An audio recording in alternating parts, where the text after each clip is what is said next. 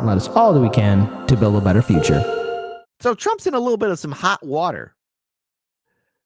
Now, here, I don't see this impacting him too much, but of all the candidates, Trump decides to make some remarks about Netanyahu, Prime Minister Benjamin Netanyahu, especially in the wakes of the attacks that's happening between, or that Hamas did to Israel and this ongoing war between Israel and Palestine. Former President Donald Trump made some remarks. So in order to really address it, I want to first pull up this video. Shout out to Max Blumenthal, who was able to at least get a copy of this video out here. But let's read this tweet first. Every president has hated Netanyahu. Oh my goodness gracious, Cretaceous. Regarding him as a conniving fanatic. But only Trump said out loud what Obama was overheard saying on a hot mic, and Clinton said it in private. He also called Israel's genocidal defense minister, Yoav Gallant, a jerk. Let's play this. You know, Hezbollah is very smart. They're all very smart. The press doesn't like when they say it. But Hezbollah, they're very smart. I'll never forget that Bibi Netanyahu let us down. That was a very terrible thing. I will say that. They've got to straighten it out because they're fighting potentially a very big force. They're fighting potentially Iran. And when they have people saying the wrong things, everything they say is being digested by these people because they're vicious and they're smart. And boy, are they vicious, because nobody's ever seen the kind of sight that we've seen. But they cannot play games. So we were disappointed by that, very disappointed. But we did the job ourselves, and it was absolute precision, magnificent, beautiful job. And then Bibi tried to take credit for it. That wasn't good. That didn't make me feel too good, but that's all right. So they got to strengthen themselves up. And they said, gee, I hope Hezbollah doesn't attack from the north, because that's the most vulnerable spot. I said, wait a minute. You know, Hezbollah is very smart. They're all very smart. The press doesn't like when they say it. You know, I said that President Xi of China, 1.4 billion people, he controls it with an iron fist. I said, he's a very smart man. They killed me the next day. I said he was smart. What am I going to say? But Hezbollah, they're very smart. And they have a national defense minister or somebody saying, I hope Hezbollah doesn't attack us from the north. So the following morning they attacked. They might not have been doing it, but if you listen to this jerk, you would attack from the north, because he said that's our weak spot. But Hezbollah, they're very smart. Now, the people who put together this video, it was a way to try and make Donald Trump look bad, because many people still suffer from Trump derangement syndrome. So let's pull up this article from The Hill. Former President Donald Trump risks. Watch, he'll be forgotten. Potential backlash in the Republican presidential primary over his criticism of Israel Prime Minister Benjamin Netanyahu. To be clear here, looking at what Prime Minister Netanyahu has to deal with, his political career, if it's not over now, it soon will be, because there are many politicians that are looking to replace Netanyahu in the wake of the Hamas terror attacks in Israel. In a speech Wednesday, Trump accused Netanyahu of letting us down in 2020, just before the U.S. killed a top Iranian general. Remember that? Oh, that innocent era, or at least the first months of 2020. There was still hope, and then madness and despair took place. Trump also suggested that the Biden administration and Israeli leaders' public discussions helped Hezbollah, which the U.S. designates as a terrorist organization, plan further attacks on Israel. Then on Thursday, Trump said in an interview that Israel wouldn't have had to be prepared if he were in the White House. Additionally, the former president referred to Israel's defense minister as a jerk. I got to give Trump credit here. He doesn't hold anything back. And he just doesn't care. Any other politician would be stepping on eggshells. He doesn't. The comments have already opened Trump to criticism from former rival presidential candidates, including from rival Democratic from rival GOP presidential candidates. Sorry for that stutter, including former Governor Ron DeSanctimonious and his former Vice President Mike Pence. Additionally, the comments would threaten to attract more criticism from other members of the GOP, which is dominantly pro-Israel. I think it's a strategic mistake, said Alex Stroman, a Republican strategist. If I was a Republican candidate, I would probably be running ads using Trump's comments against him. That's not going to do a goddamn thing to Trump. people think that that's going to hurt him or his entire campaign. That won't do that. Continuing on with the article, DeSantis took to Twitter, X, the platform formerly known as Twitter, on Wednesday to criticize Trump and tout his own position on Israel. Terrorists have murdered at least 1,200 Israelis and 22 Americans and are holding more hostage. So it's absurd that anyone, much less someone running for president, would choose now to attack our friend and ally Israel, much less praise Hezbollah terrorists as very smart, the governor wrote on the platform. DeSantis first responded to Trump's remarks Thursday during an interview with Fox News. It's time to be standing with Israel, DeSantis said, and to be attacking the prime minister and defense minister just makes no sense. Well, in the initial attack, when it happened, Netanyahu was attacked by his own political party for his own mistakes. And, it is rather suspicious with a security system and walls all lined up that somehow out of the blue, that those walls start coming down and the attack happens. Also, it should be noted that as we have covered and as have other media networks have covered, some of those weapons that Hezbollah is using, I hope you're sitting down for this. Some sources are indicating that they could have come from this place that none of you ever heard of called Ukraine. Now, I don't know how those weapons got there or how they got smuggled in. It's almost like maybe somebody was sleeping behind the system on purpose, or either that, just closing their eyes and pretending they didn't see anything. But it is rather odd that went down. Continuing on,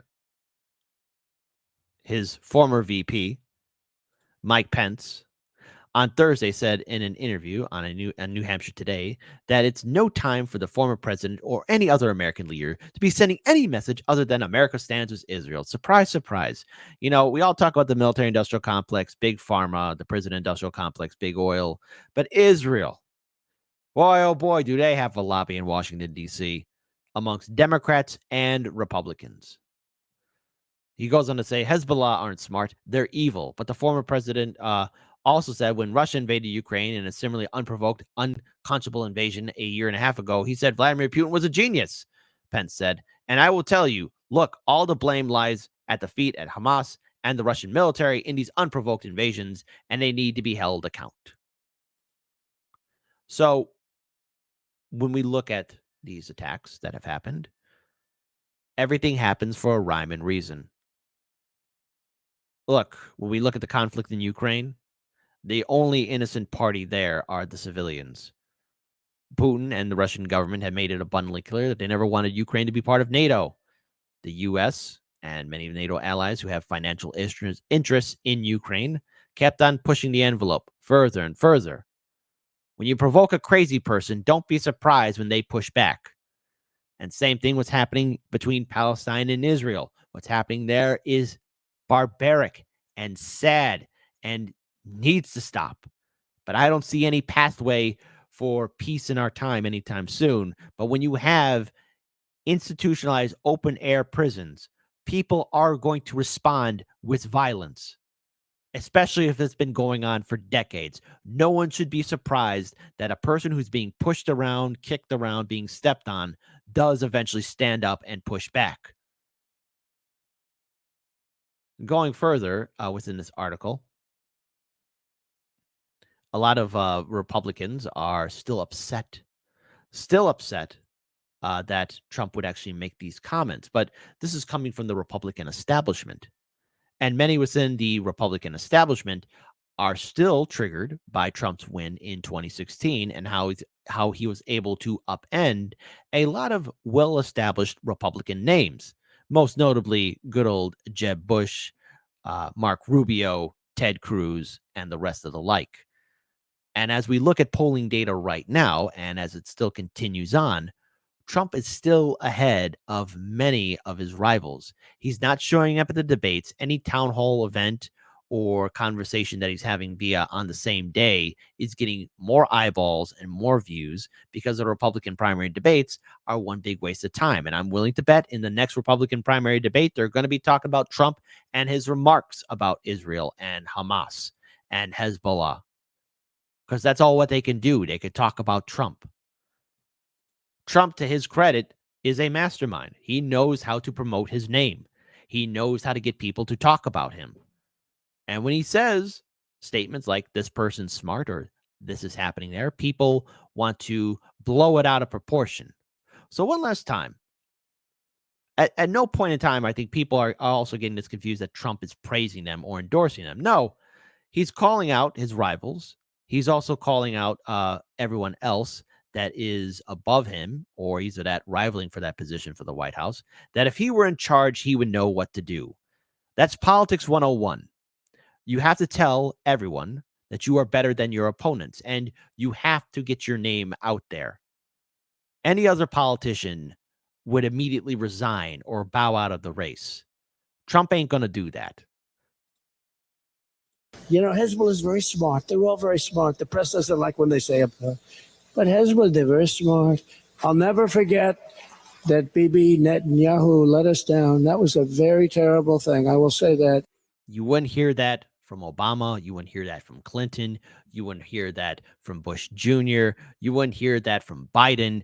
You wouldn't hear that from any other lawmaker, including those who are in the U.S. Senate and U.S. House of Representatives. And the reason why I'm playing this video is because this is a rarity. Now, if Trump were to get reelected into office, it is with 100% certainty that Donald Trump would go all in for Israel. But he just thinks he could do it better, which is why he's making these comments now, which is why he is making the statements that he is saying. Everyone wants to take it out of context. No other Republican politician can do this. They all want to play it safe. And from previous stories that we have covered early on this year and in last year as well, in 2022, Republican voters want Trump again, which is why his polling is so much higher than anyone else that's in the race. They don't have what it takes. They've got to straighten it out because they're fighting potentially a very big force. They're fighting potentially Iran. And when they have people saying the wrong things, everything they say is being digested by these people because they're vicious and they're smart. And boy, are they vicious, because nobody's ever seen the kind of sight that we've seen. But they cannot play games. So we were disappointed by that, very disappointed. But we did the job ourselves, and it was absolute precision, magnificent, beautiful job. And then Bibi tried to take credit for it. That wasn't good. That didn't make me feel too good, but that's all right. So they got to strengthen themselves up. And they said, gee, I hope Hezbollah doesn't attack from the north because that's the most vulnerable spot. I said, wait a minute. You know, Hezbollah is very smart. They're all very smart. The press doesn't like when they say it. You know, I said that President Xi of China, 1.4 billion people, he controls it with an iron fist. I said, he's a very smart man. They killed me the next day. I said he was smart. What am I going to say? But Hezbollah, they're very smart. And they have a national defense minister or somebody saying, I hope Hezbollah doesn't attack us from the north. So the following morning they attacked. They might not have been doing it, but if you listen to this jerk, you would attack from the north because he said that's our weak spot. But Hezbollah, they're very smart. No other politician will talk like that. But it's all ego. And it's a way to get people to talk about Trump even further. That's his greatest advantage, is that he knows how to manipulate the media and his rivals. Nonetheless, I personally feel that this won't derail Trump in his campaign. He'll still keep on moving along. And his numbers will continue to grow. And as this primary continues forward, many of the Republican contenders will probably coalesce around somebody that they feel could take on Donald Trump, especially when it comes time to cast the first vote in the Republican primary. But this won't derail Trump. It's not going to stop him. They're trying to throw everything they can at him to end his campaign, just like they did in 2016. That's not going to do anything. And unfortunately, for many people within the Republican establishment, you're just digging your graves because Republican voters made it abundantly clear that they don't like you.